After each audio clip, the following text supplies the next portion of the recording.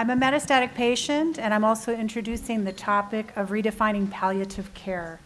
I think palliative care can be a mystery to many of us who haven't been introduced to it or haven't had access to it. So hopefully our panel today will bring some light to that so that you'll have more information and be able to make better decisions, and I can share with you how it's helped me. My doctor found a lump in 2002. It turned out to be stage 2 cancer, and I was a hormone-positive patient. Went through 9 years of not having any other issue, but about 7.5 years into it, I started having some odd pains, didn't know what it was, went to rheumatologists. Anyway, turned out to be metastatic cancer in the bones. I had it in the pelvis and in the spine in 2011. So I lived with pain for about 6 years, 2 of it undiagnosed, and then another 4 years of not understanding. I've just passed my 4-year metastatic anniversary, I guess you'd call it, and not knowing what to do about the pain. I thought palliative care was the same as hospice care, and I knew I wasn't ready for that. But I've learned that they're quite different in their purpose and their approach. My oncologist was great at directly addressing the cancer. I've been on 2 treatments now. I'm looking at my 3rd now in the last 4 years. But as far as managing pain, it was more challenging because it wasn't necessarily his expertise. He was offering me medications. I went to a general practitioner asking her to help me transition off of a drug that was a SSRI inhibitor, and so you had to get off of it carefully. And it wasn't handling the pain anymore. It was used also for menopausal issues and things like that, but it just wasn't working after a couple of years. And I mentioned to her, I've just had this pain that I can't seem to find a solution for. And she knew about a palliative care program that was associated with our insurance company. So my general practitioner was actually the one that introduced me to palliative care, which I thought was quite interesting. So I've been regularly managed by this team for the last year. A couple of the members are actually here with us today. And I've had tremendous improvement in pain management. I had access to treatments that helped with the pain that I had no idea were available to me. I didn't understand them, and I didn't realize that they were something that I could take advantage of. I went from on a 1 to 10 scale. You know how they always ask you, what's your pain? I was probably at a good 7 or 8, and I was heading toward getting the handicap placard and not being able to drive as much. And I would say I'm now at about a level 2 or 3 or less, and you've seen me kind of bopping around here. I wouldn't have been able to do that really without the treatment that I've received for palliative care. I'm able to participate in more activities, and let's all agree that being able to participate in the here and now is very, very important to a metastatic patient, and so that's something that I'm so grateful for. And I'm more mobile. I have less of a constant reminder that metastases are a part of my life, and that is just huge. So I'm glad to have the opportunity to share experience with you and to also introduce my panelists who have a great deal of experience in palliative care and can give you more information so that you can access that as well and not go through years of not knowing how to solve the issue. I'll start at the far end here, Dr. Annette Stanton. She's a professor of psychology and psychiatry at UCLA in the Johnson Comprehensive Cancer Center. She studies how women are affected by the diagnoses of breast cancer, including metastatic disease, and she conducts controlled trials of psychosocial interventions. Don't give that. Stop. Oh, too much? No, too many minutes. Okay. Well, some of the projects she's involved with, we're going to hear about later on, so it'll be kind of exciting. We'll keep that one a secret. And next to her is Linda Healy. She's been an RN for over 30 years. The last 18, she's been nurse practitioner and involved in the Certified in Palliative Care, director of the Motion Picture and Television Fund's Palliative Care and Geriatric Service Departments. And some of the work that she's done has won Best Practices Award and a Quality First Award for their program. I am a part of this program. This is a program that helped me, so I can vouch for the validity of the program. And then Joshua Hammer, who's next to me, holds degrees in social work and theology.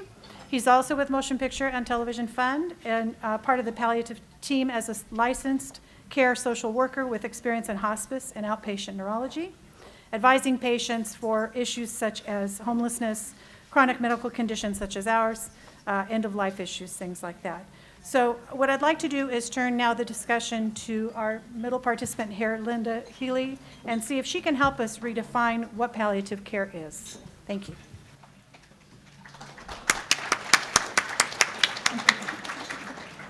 Thank you, Vera.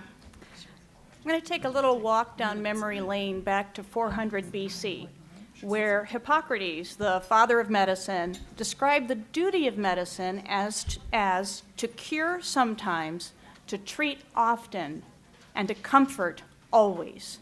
And in Hippocrates' eyes, the main service of medicine was to provide comfort, to relieve suffering. And frankly, for centuries, that was pretty much what medicine had to offer. There weren't a lot of diagnostic tests back in 400 BC or 200 AD or anything up to World War II. There weren't a lot of treatments to be given. World War II was kind of that line in the sand. Following that war, we had so many advances that were made in medicine and technology. So much became available to people. Death was the enemy. We were used to defeating our enemies, and it was full court press for people to receive any and all treatments to try to prolong life. And certainly, we've seen really advantages and progress in that realm. But we kind of lost sight partially along the way about that relief of suffering. The focus was really on treatment and prolonging life, and if it got to a point where there was nothing left to be done, well, then hospice could come in and provide some comfort. Okay, you can say maybe better late than never, but palliative care actually stems from the Latin word palliare, and that means to cloak. And that's what palliative care does. It wraps the person with a serious illness in a layer or a cloak of services. These services are provided by a specialized team. It takes special training to do this work. The focus is on improving quality of life, and that's improving quality of life through relieving stress and suffering, whether that stress and suffering is physical, emotional, psychological, spiritual. Suffering can take all kinds of forms. It's appropriate at any age, at any stage in a serious illness. And I think that's one of the things that, like when Vera said that her reaction to palliative care was, I'm not ready for that. And I hear providers, physicians say, oh, my patient's not ready for that. Well, suffering can happen way before the end of life. It can happen at any point. It can happen during treatment. So palliative care really is the natural progression of medicine back to what Hippocrates said, which is treat, cure as much as we can, but comfort always. And so that's where I look at palliative care as being hand in hand with whatever other treatment, whatever other goals that you're after. It works in collaboration with your treating physician. Palliative care works to go ahead and relieve all of those symptoms associated with acute treatment, whether it be surgery, radiation therapy, chemotherapy. It also works to treat symptoms for people with chronic illnesses, such as chronic lung disease or chronic heart disease, and palliative care can be there at the end of life, too. We have many people on our service, though, who are with us while they're undergoing treatment, and later when symptoms are resolved, their life's kind of back on track, they graduate from the program.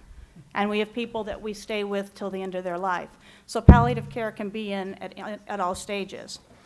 How do you find a team? Well, your oncologist may actually have some sources and some ideas and referrals to make for you. There's a website called getpalliativecare.org. Get Palliative Care is all one word, and then it's .org. Many of the referrals on that site, on that site you can plug in your zip code, and they can give you a list of programs that are in your area. Many of them are acute hospitals, but it's a good starting point to find out and at least make phone calls and find out if they know about things in the community. Visiting Nurses Association has in-home palliative care. If you live in a larger area and you have insurance that covers it, I know that Kaiser, the Veterans Administration, UCSF, UCLA all have outpatient palliative care programs. The Inland Empire Palliative Care Coalition has a provider list that includes Bakersfield, Lancaster, and Redlands. So there's a number of sources, and I'll be at a table, so if you want to get more, be able to write it all down since I went through that quickly.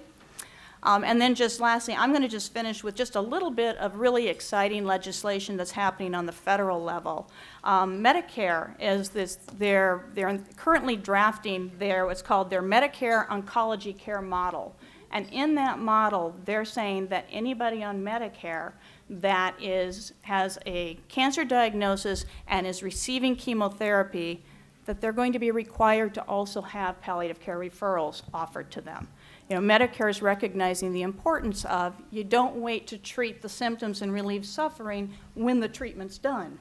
When the cancer treatment's done, you do it hand in hand. Now, granted, that's a very narrow focus, but the American Cancer Society is really petitioning CMS, the Medicare organization, to expand this requirement to all people at the time they receive their cancer diagnosis, to at least have the physician making the diagnosis offer palliative care. Explain what it is and say, here are some referrals, or here are some places to go, or this is how it might benefit you. So I think we're really seeing some progress in this field. To talk a little bit more about the nuts and bolts of what palliative care is, this is Josh.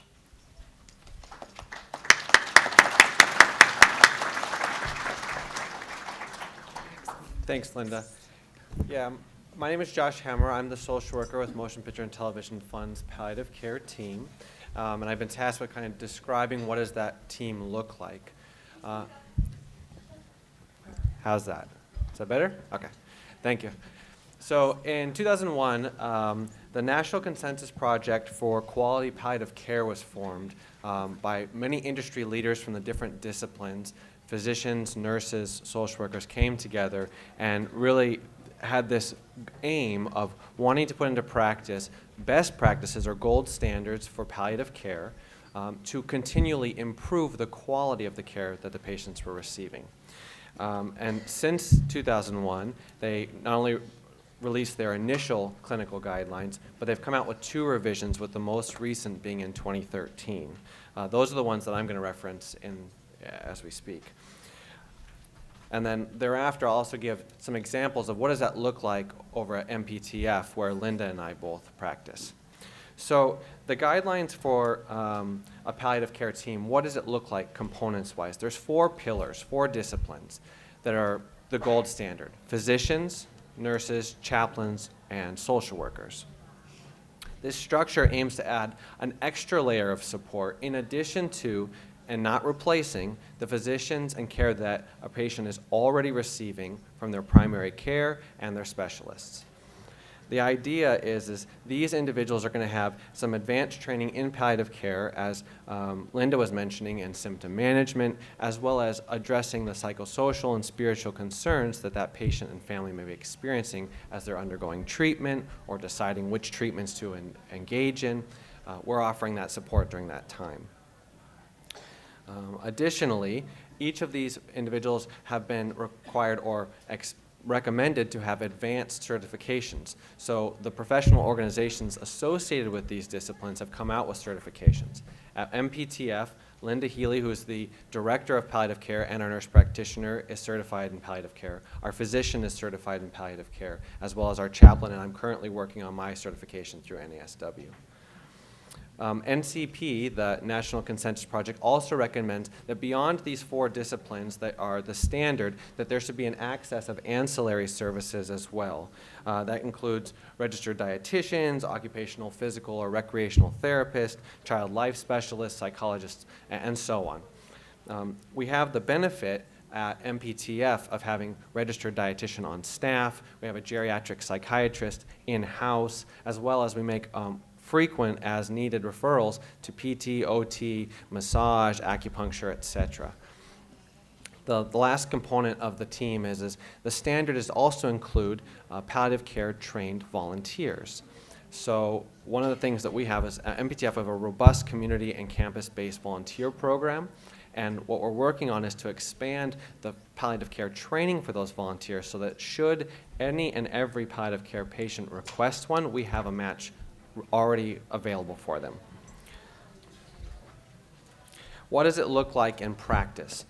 So The gold standard is that there's 2 rhythms in regards to how do these members interact. Their standard is that at the very least we should be interacting weekly or as needed based on that patient's care. So that's actual clinical communication between the providers. And then the second rhythm is addressing programmatic things. Addressing should there be changes in staffing, practice, new policies, new programs. At MPTF, we do both. We have a weekly IDT, which all the disciplines come together. We talk about all the patients that we have seen in the last week, as well as any other individuals that one or more of us have touched through phone calls or advocacy, etc. And then just to make sure that we don't lose anyone that may have canceled their appointment or wasn't able to come, we automatically are adding people to our agenda so that regularly we're cycling through, hey, we haven't seen Mr. Smith or Mrs. Smith in a while. Let's make sure that we reach out to them because they canceled their appointment last minute. We want to make sure that we get them back in here. And then on the programmatic side, we meet monthly to discuss, again, policies, new programs, ways that we're going to continue to develop and improve the program. Lastly, we want to talk about how is the palliative care led, the team led. The NCP standard is that there's this balance, a balance between what the healthcare providers and the team can provide through their assessment, through the review of the EMR, the medical record from other physicians, radiology reports, pathology reports, labs, as well as what does the patient and family want. There needs to be this balance that they talk about where the patient's preferences, values, goals, and needs are being addressed and supported.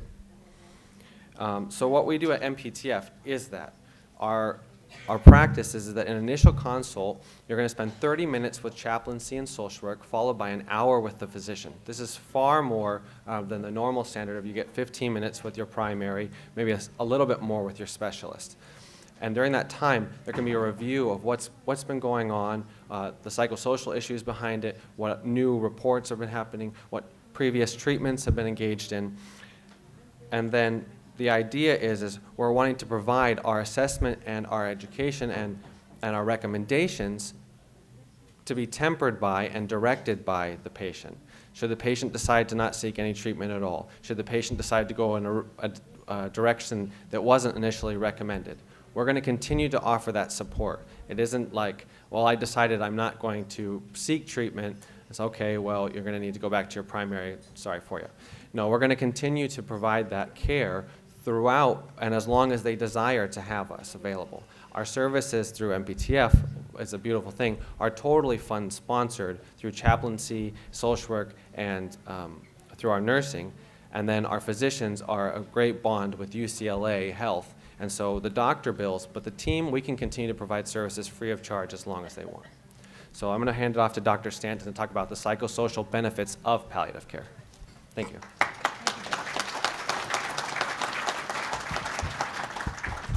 Thank you. Good morning. Good morning. Buenos dias. I want to take a moment before we launch in, because we all have been sitting here for quite some time now. So literally for 10 seconds, would you do whatever you need to do to stretch and focus?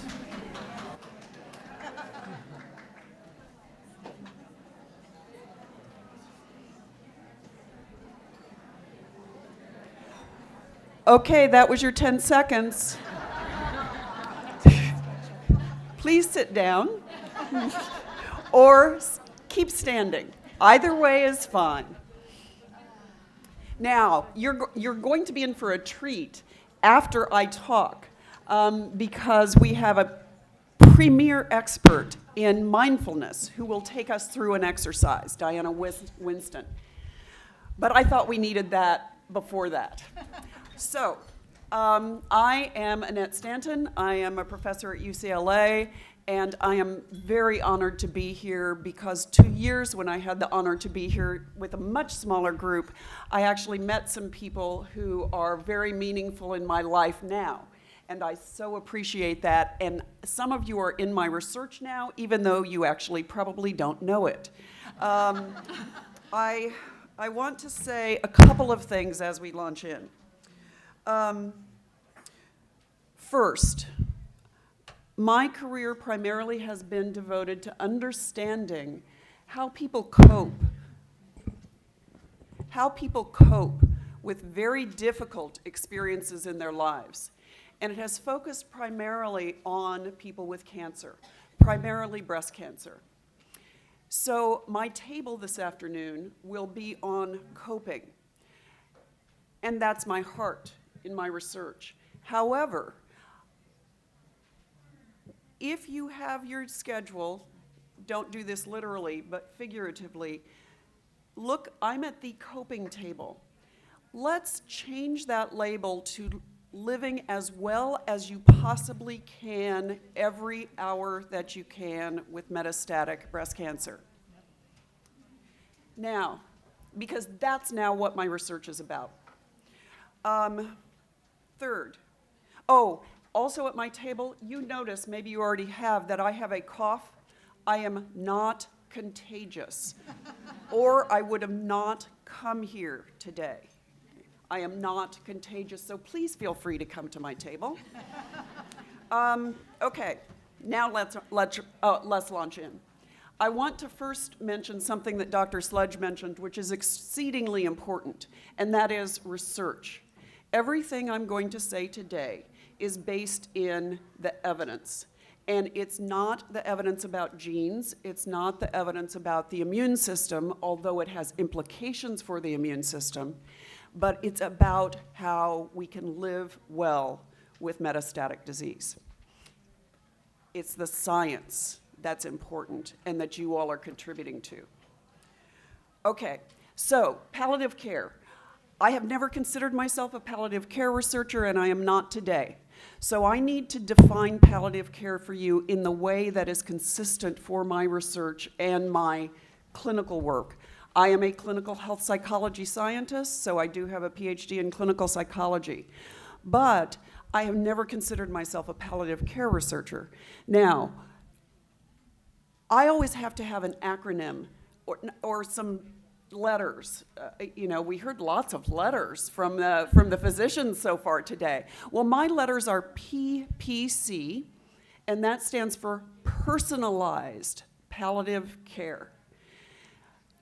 They didn't mention it, but actually what every physician, what every oncologist has talked about today is what's called personalized medicine. Now it's actually called precision medicine. That's exactly now what we're trying to do in personalized palliative care. It's about the person and what you need at what time. Now, this is particularly important, we're finding, in people living with metastatic disease, because metastatic requires personalization, not only in medicine, but also in women. What I mean by that is that, let me ask you, how many of you today who have metastatic disease are having a good day? You feel good, you have some good energy? Many of you. Yay. How many of you are having really a pretty bad day with your cancer? You don't feel particularly well. A couple of you. Really? That's amazing. Because metastatic disease in some ways is like living psychologically with a moving target. You have good days, and they might be good hours, months, years, and then you have some really awful days. You need personalized treatment at every level. And that's what my research is trying to address. And what you might start thinking about in your lives. What do I need? What are my goals? What brings my life meaning? And how am I going to get that? That's personalized care. What does the tumor need in terms of its particular genetic and immune signature? It's the same thing for women. What do I need, and when do I need it? So personalized, I think, is the psycho-oncology of the future, just as it is in medicine. Precision, personalized care. So that's the personalized. P, palliative. The traditional version of palliative care is to ease, to cloak the person in a variety of services, just has been so well described here. And that's part of my research and my work tries to do. When you're having bad days with cancer, you truly may be suffering. You may be in pain. You may be depressed. You may be terribly anxious. And that's what we try to address in palliative care, to ease those suffering. In modern palliative care, it's not only easing, but it's enhancing how you live. So enhancing every day so that you can live well with your cancer rather than just surviving with your cancer. Living well, I believe, is the modern definition of palliative care. Third, do I have time for a third? Okay. Care, that's the other one, PCC, care. Traditionally, in palliative care, we think about care from professionals. As just described to you, it has 4 pillars of care, and that's very important. I'm so sorry. As a psychologist, I wasn't even one of the pillars, but that's okay. The traditional version of palliative care is care from professionals, and sometimes you need and want that when you're having a particularly bad time with cancer. But I think we need to adopt a more modern definition, and that is even professional care. When you're feeling well, do you want to go to professional care all the time? No, because you want to spend time living your life well. You might not even, you want a break from cancer, right? Now with metastatic disease, you may have to have continuing treatment, and so you make time for that. But otherwise, you want to live your life. And so part of personalized palliative care is offering to women what they want when they need it. Care, the care component also, though, and we find this in our research in repeated studies, is not only care from professionals, but care for the self. That means you might start thinking about how you can actually care for yourself and accept help from others. What we know in basic psychological research is that actually accepting help from others can help them because they want to do something for you, but they don't know what to do. And so being able to accept help can be incredibly useful, not only to you, who often has been a caregiver all your life and has never thought about asking for help from others, but also for that person who can then give you something. Give them the honor of helping you get something. Finally, care, I have to have it. Care, I think in modern definition, means your ability to care for other people. That doesn't need to go away when you have metastatic disease. And in fact, many of you have lived your lives primarily caring for others. To the extent that that's a burden on you, to the extent that you don't have resources, that's when others can come in and help you. But when you're feeling really well, you want to care for others. You don't want all the focus on you. And that's incredibly important. What we know from research is that to the extent that you value that role of caring for others, don't give it up. It's important for you. That's part of what gives life your meaning. And so I hope when we're talking about personalized palliative care that the modern definition has to do with thinking about what it is you need and want, and what brings your life meaning, how to get it, and then having the resources to be able to do so. So that's what my research is, and that's what I hope for you all in the room. Thank you.